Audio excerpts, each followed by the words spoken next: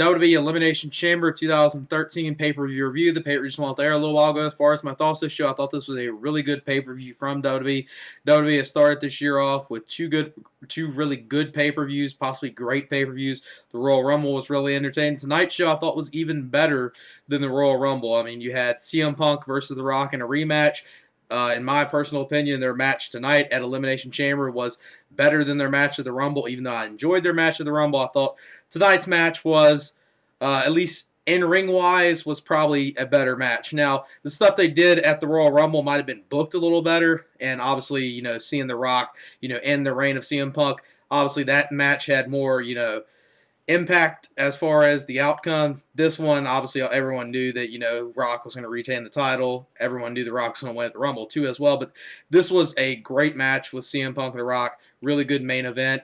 You saw a number of other good things on here. Obviously, with the Elimination Chamber, you had this year, instead of 2 Elimination Chambers, they just did 1 Elimination Chamber. Originally, I didn't know what to think of the idea of them just doing 1, because the last several years, Elimination Chamber has been probably one of the best pay-per-views WWE has put on every year. It's been one of the best pay-per-views, other than, probably always seeing what happens at the Rumble, because the Rumble's always entertaining, and then Mania, and then Extreme Rules as well. But Elimination Chamber has been one of their big pay-per-views as far as good quality pay-per-views over the last few years. So this year I didn't know what to think. I didn't mind them only doing 1 this year. Obviously, you had the big match again with CM Punk and Rock.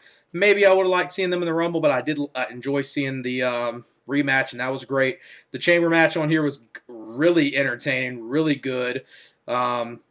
And probably had the most shocking outcome of the night. I don't think anyone saw the outcome of that match happen. I think most people were expecting either Chris Jericho or Randy Orton to win the match, but shockingly, Jack Swagger won it, and I do love the way they reinvented his character, having a manager with him. That's something that he's needed for a long time, and I actually don't have no problem with him winning right there. Then you had a good 6-man tag with the Shield versus Ryback, Cena, and Sheamus, and a really good match to start the pay-per-view off with Big Show and Alberto Del Rio for the World Heavyweight title, and really nothing bad on the show. I mean, really the only bad match on here, it was so short I wouldn't really even count it, was the women's match. That was really the only part in this, and that was more or less just a cool-down match for the main event. That was more or less what that match was. So let me get into my review here. The first match, the opening match of the pay-per-view, was Big Show versus Alberto Del Rio for the World Heavyweight title.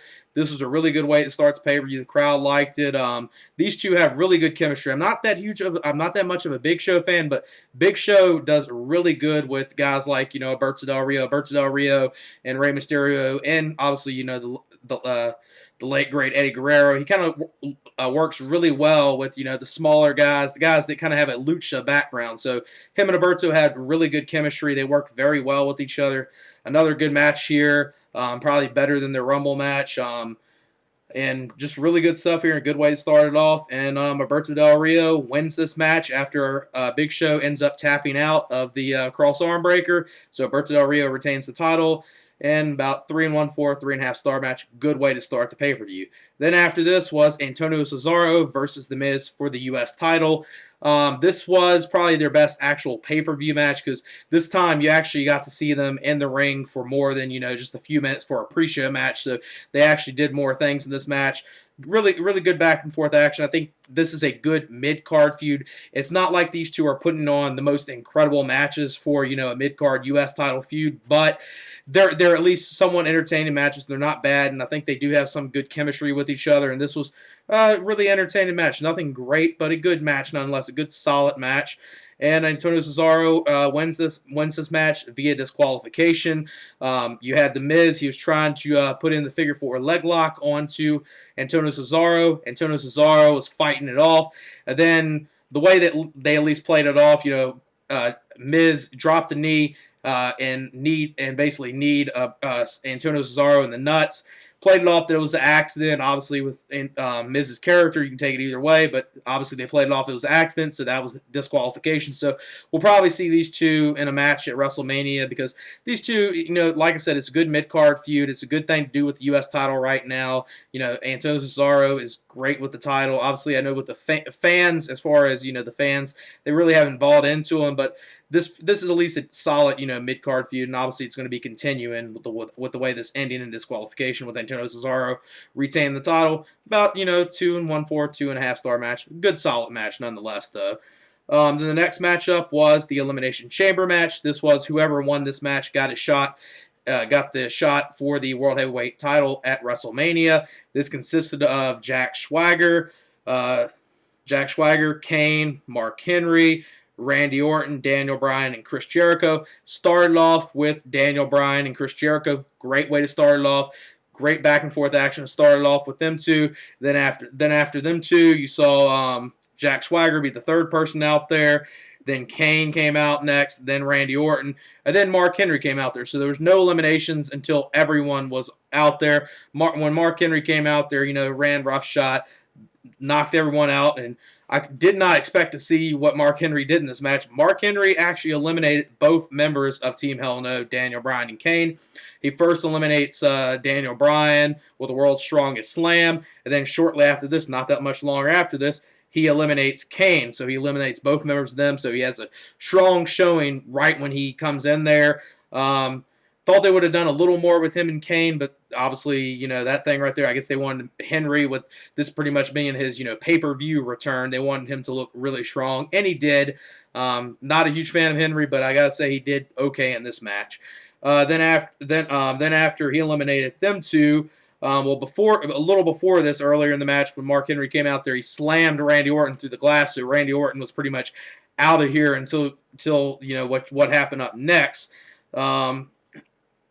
Then after this, you see Randy Orton eliminate Mark Henry. The way Randy Orton eliminates him, first Jericho, he hits the code breaker on him. Then Randy Orton comes in there, hits the RKO. Randy Orton then eliminates Mark Henry, so fitting way to eliminate Mark Henry after what Mark Henry did, throw him through the glass. So Mark Henry's eliminated. So shockingly, you had within this, and then shockingly in this match, you still had Jack Swagger in there. I think most people probably thought, even with the reinvention of this character, that he was not going to last as long as he did in this match, and he lasted longer than I expected. And then after this, you actually see Orton eliminate Chris Jericho, and then the final two in this was Randy Orton and Jack Swagger, and after Randy Orton hits the RKO and Jericho eliminates Jericho, shortly after that, Jack Swagger, picks up the cheap win, rolls up Randy Orton, and Randy Orton gets pinned for the 1-2-3. Jack Swagger is going to WrestleMania, getting a World Heavyweight title shot. I know some people probably were hoping that, Chris Jericho would have been a winner of this, or Randy Orton. Jack Swagger, I have no problem, because it's good seeing, I always thought Jack Swagger, as far as the in-ring wrestler, he's always had it in the ring. It's just he hasn't had it, he's not very charismatic, and thankfully he's got a manager now, Dutch Mantel's really helping him out a whole lot, and I can see bright things for Jack Swagger. I mean, they push him right. They don't fail with this push. They could do really good things with him, like they probably should have done in the past. Just, they finally got a manager, so now he's got something going for him. So can't wait to see what happens there. As far as the match, really great chamber match, about 4 stars, maybe 4 1/4 stars. Then after this was the 6-man tag. This was John Cena, Ryback, and Sheamus versus The Shield. Really good. Starts off as a brawl, everyone brawling all over the ring. Then the match actually officially gets started inside the ring. Good stuff to start it off. You saw The Shield pretty much making sure John Cena is away from his corner, just tags back and forth with all the members of The Shield. John Cena was pretty much getting it at the beginning of the match from all of them, beat down on Cena. Ryback was wanting to get in there bad, then obviously Ryback ends up getting in there, runs roughshod, comes in there, destroys people. You saw great stuff out. You saw a number of things outside the ring. Roman Reigns, he speared Sheamus in through the barricade, so that happened right there. And the end of this match comes when John Cena had Dean Ambrose. He had Dean Ambrose up in the FU, and at the same time, Ryback was going for his finisher as well. Cena did hit the FU, the attitude adjustment, onto Dean Ambrose, and right when Ryback was about to hit his finisher, you saw Roman Reigns get him, spear him, and then Seth Rollins, which was the one that was up there in the position for Ryback's finishing move, Seth Rollins picks up the win for the Shield. So the Shield wins this. And I love the way WWE's booking the Shield. They're booking them really strong. Other times when they've done these type of things with these groups or these stables, WWE has failed every single time. They've, haven't really fallen through and made them look strong. This is the one time they've made the group look strong and made them look credible. They've won both of their pay-per-view matches at TLC. They won, and then they won here as well. Obviously, probably at WrestleMania, we'll see them in some other six-man tag, maybe with Ryback and Sheamus involved, and someone else. Basically, since Cena's going to be taking on The Rock, maybe someone else fills in for Cena spot, and we'll see, basically the same type of match, maybe some type of street fight at WrestleMania. We'll just have to wait and see. But as far as this match, really entertaining, 3.5 stars, really good. I enjoyed it a lot. Then after this, Dolph Ziggler comes out there. He cuts a promo. And then after this, you get an impromptu match. Now, it was a short match, but it was an entertaining match nonetheless. It was Dolph Ziggler versus Kofi Kingston. Now, this was, a good short match. It was good for what it was, and since it was just a thrown together match, it was entertaining. Kofi Kingston got in all his stuff, and Dolph Ziggler ends up picking up the win in this match. Very short, but for what it was entertaining. About 2 stars, 2 1/4 stars. Very short, but entertaining for what it was. And then after this, you probably saw the only match on this pay-per-view I could have dealt without, but I understand why they need it. They need it, after you did the Chamber and the 6-man tag. Just like, the match before this, the throw-together match with Ziggler and Kingston. You kind of have some cool-down matches before the main event. And this was the Divas title match with Tamina Snuka versus Kaitlyn. Kaitlyn retains the title, 1 star. Just your typical Divas match. Nothing too special. I mean, Kaitlyn, is good for eye candy. That's what she is. I guess, she could possibly become, someone like Trish Stratus where she does improve in the ring. But obviously WWE with their, very slim Divas division, they're not really caring about what they do with the Divas title. But, it was what it was. Regular Divas match, nothing too special, 1 star. And then the main event was for the WWE title. This was the rematch from the Rumble, CM Punk versus The Rock for the WWE title. This was a great match. Definitely they topped themselves from the Rumble. It already felt like that almost halfway into this match. I was really liking it. I liked the way they started. And, saw some good back and forth action. Then you saw, CM Punk pretty much going a little slow and methodical against The Rock, with headlocks and chin locks. And then during this, the stipulation was if Rock gets disqualified or counted out during this match, he loses the title and CM Punk wins the title here if The Rock gets disqualified or counted out. So during this match early on, CM Punk was trying to piss off The Rock. He slapped Rock he slapped Rock, and then he spit in Rock's face. Rock was going after him hard. Referee was about to disqualify him and stuff. Rock was getting pissed off, and then they just just like their match at the Rumble, these two. These are the 2 times they've wrestled, but I wouldn't mind seeing these 2 wrestle, more times in the future because they have really good chemistry. They have really good matches with each other. Just a lot of great stuff, good counters, reversals, just a really entertaining match and definitely better than the Rumble match. And this match actually ends, thankfully, this time actually with the rock bottom. They did at the ending of here, it seemed like they were going to do some type of screw job ending because they had all these ref bumps and the refs got knocked down. So you thought maybe Shield was going to get involved or there was going to be some outside interference. That did not happen. Then the Rock ends up finally hitting the rock bottom at the end to CM Punk. And The Rock obviously retains the title. Ref comes in there, crawling in there. 1, 2, 3. Rock retains the title. Great match. Really good pay-per-view. Definitely a pay-per-view I would say fans need to check out. As far as the main event, I would probably give it 4 1/4 stars. Really entertaining. Great show. You saw a great main event with The Rock and CM Punk. You saw a really entertaining 6-man tag on here with the Shield against Cena, Ryback, and Sheamus.